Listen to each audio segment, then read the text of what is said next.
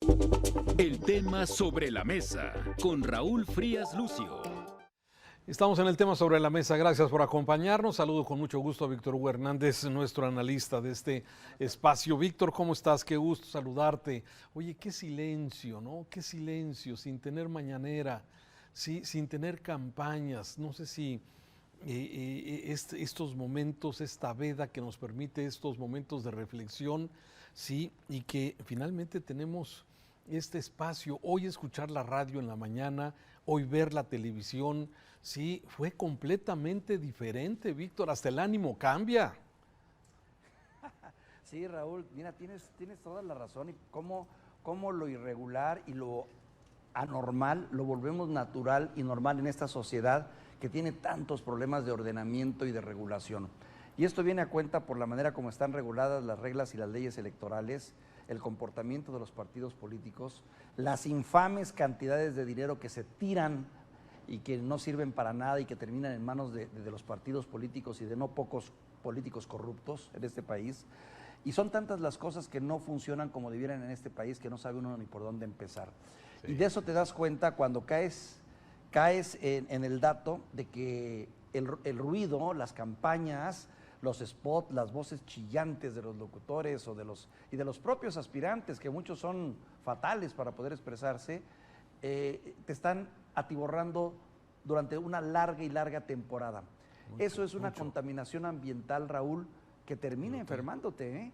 O sea, es como la contaminación visual, es como la contaminación auditiva de la música de los restaurantes que le suben en exceso. Cuando vas a una boda, no sé si te ha pasado, que te ponen el grupo musical a todo lo que da y lo que menos puedes hacer es convivir porque tienes encima el grupo musical y el ruido es algo terrible en nuestra sociedad y no lo hemos regulado. Y las campañas caen en eso, Raúl, en el concepto de ese ruido auditivo y visual que te trastorna porque llega un momento en el que ya estás harto. Bueno, hay que disfrutar de esta veda, que por cierto también, bueno, finalmente el INE pudo callar al presidente, sí, en por lo menos hoy no hubo mañanera, tampoco va a haber mañana.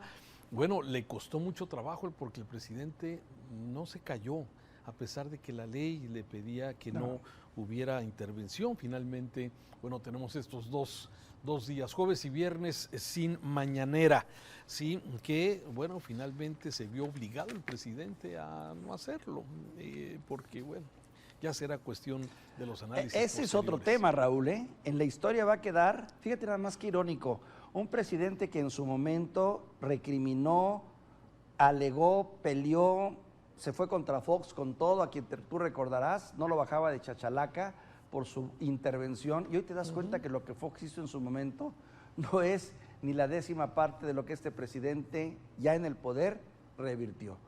Y también, ¿de qué sirve que quiten la mañanera? Está bien, qué bueno, descansamos como tú bien dices, pero debo decirte que el daño fue tremendo, la percepción de injerencia, de participación y de que la cabeza de esta campaña fue el presidente, eso ya no lo vas a quitar, queda en la historia. Bueno, pero a ver, también hay quien dice, bueno, es que no hay razón para callarlo.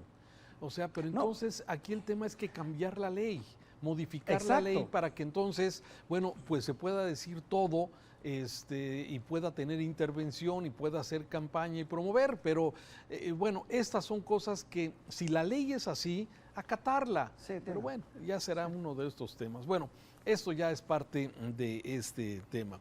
Oye, lo que es dramático, Víctor, lo que es dramático es la imagen de la conclusión de las campañas de este país, la imagen que se difunde en el mundo entero y que es algo dramático y doloroso, ¿sí? El arma, la pistola del asesino del candidato en Coyuca de Benítez, ¿sí? Apuntándole antes de dispararle en la cabeza. Esa es la imagen de cómo concluyen las campañas en este país. Me parece dramático que esto sea precisamente la violencia política, Víctor.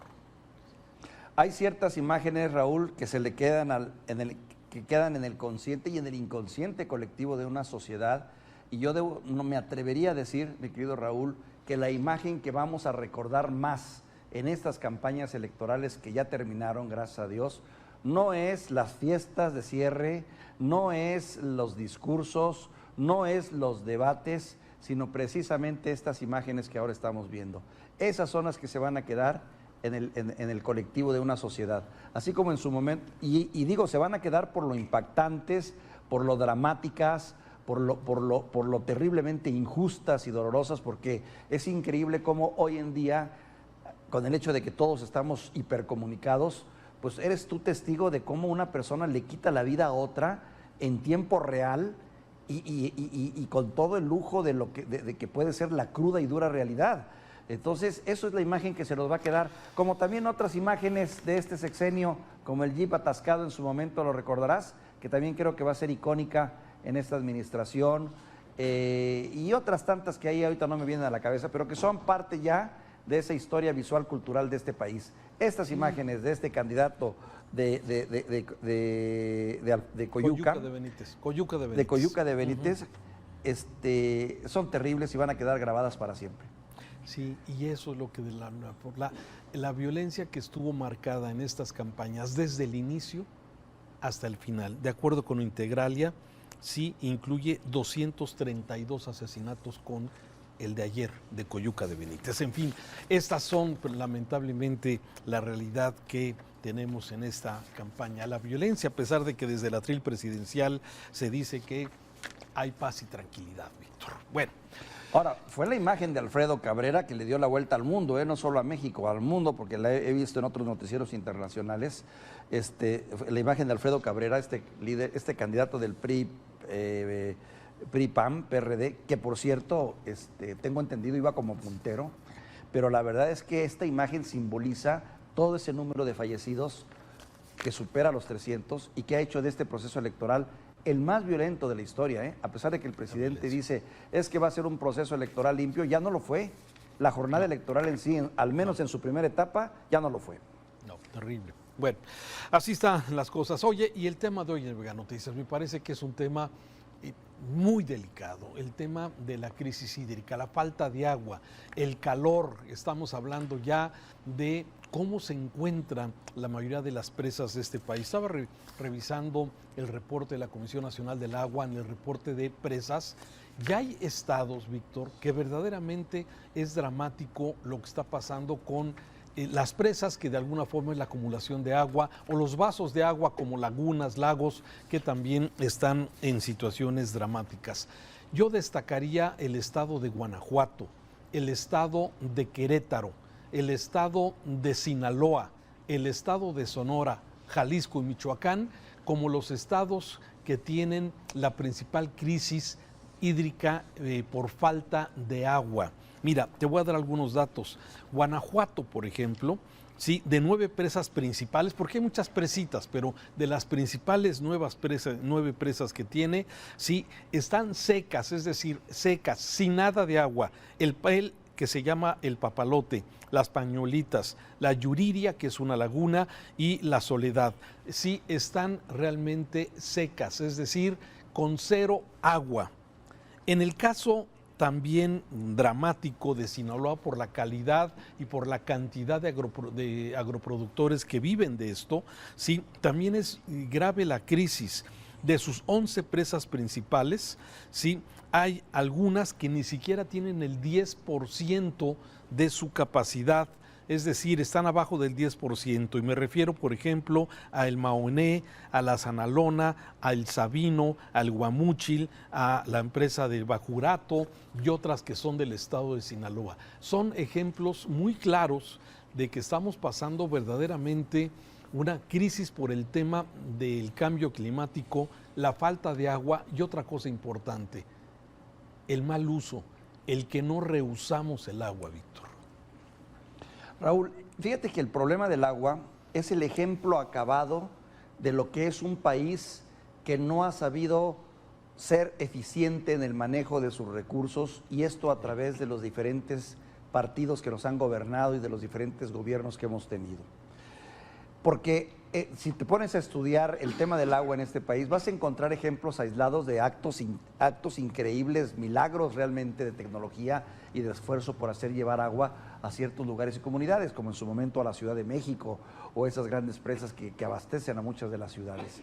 Pero el gran problema está en que la falta de un programa sólido, continuo, de largo aliento, hace que las administraciones llegan y cambian de planes, quitan recursos, cambian titulares, llega la visión de un nuevo director de Conagua y tiene otra visión, tiene otra manera de ver cómo se administra el agua, y queda como resultado que tengamos un país con una política errática y que hoy estemos pagando las consecuencias de eso.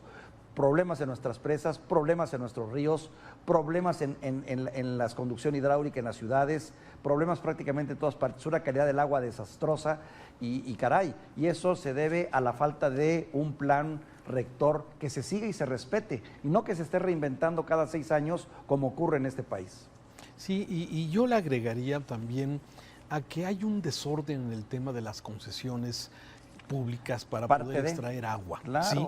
Mira, hay casos dramáticos y que aquí en Mega Noticias le hemos documentado, donde algunas empresas son las concesionarias para poder sacar, explotar los mantos freáticos, ¿sí? Hay fraccionamientos que son los concesionarios y que de alguna forma esos, digamos, los que tienen la concesión, están haciendo grandes negocios con un recurso que es de toda la nación, que es de todos los mexicanos, pero que al otorgar estas concesiones, la Comisión Nacional del Agua, sí, pero no hay una regulación para que se pueda distribuir el agua en forma equitativa, que se cobre la extracción, la tubería, pero el recurso de alguna forma sí, pues no debería de cobrarse. Sin embargo, hay quien está hoy especulando claramente. Aquí en Jalisco hay un fraccionamiento que tiene, digamos, es el concesionario,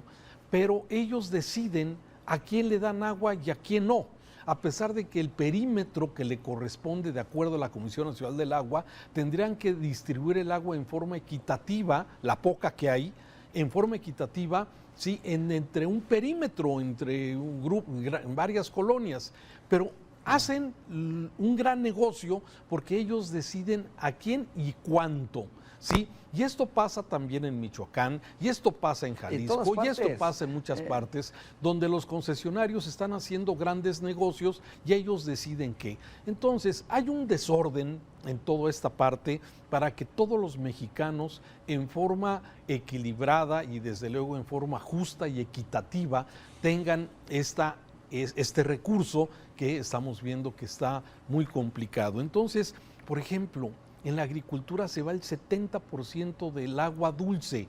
¿Por qué? Porque seguimos con esos viejos esquemas de inundar las parcelas, inundarlas, Víctor, cuando hoy la tecnología que tú mencionabas te da la oportunidad de tener riego, mediante goteo. Así es. Y entonces, con excelentes resultados. Pero no, claro, Israel, falta una política pública clara. Israel, tú conoces Israel, Raúl, tú lo has visto.